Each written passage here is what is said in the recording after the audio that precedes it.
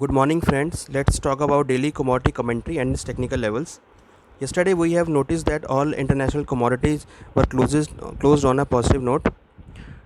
Gold increased by 0.35% and able to close above 48,200.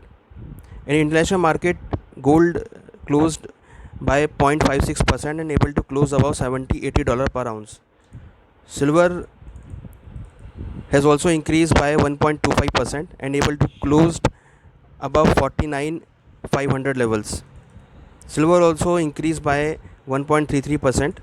For intraday perspective, gold has a strong support at 48,000 level and resistance at 48,650. Silver has a strong support at 49,200 and resistance at 50,400. Since the trend is positive, we are recommending to buy in gold and silver for intraday perspective on a dip. So trader can go for long in gold and silver. Now let's talk about the base metal. Yesterday we have noticed that all base metal sharply increased. Copper increased by 2.32%. Now let's talk about the zinc. Zinc also performed well and closed by 1.27%.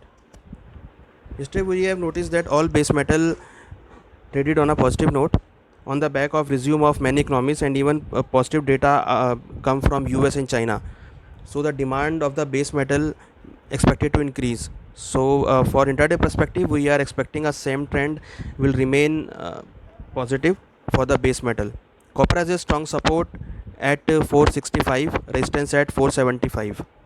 Zinc has a strong support at 162, resistance at 167. So for intraday perspective, we are recommending to buy in copper and zinc and nickel also. Now let's talk about the energy segment.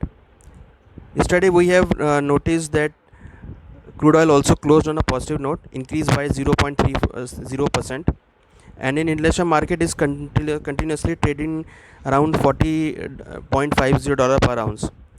Demand is expected to increase, so we are expecting crude will remain positive for the intraday perspective. It has a strong support at 2940, resistance at 3100.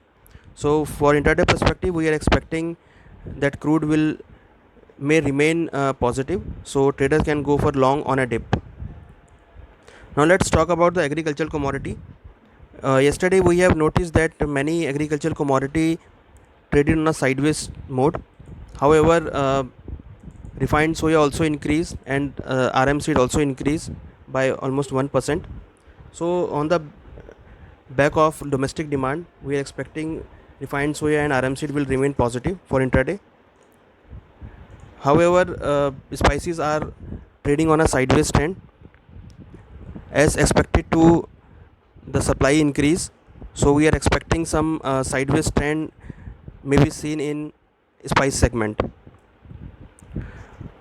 I hope that you will get benefited from this commentary for intraday perspective. Thank you.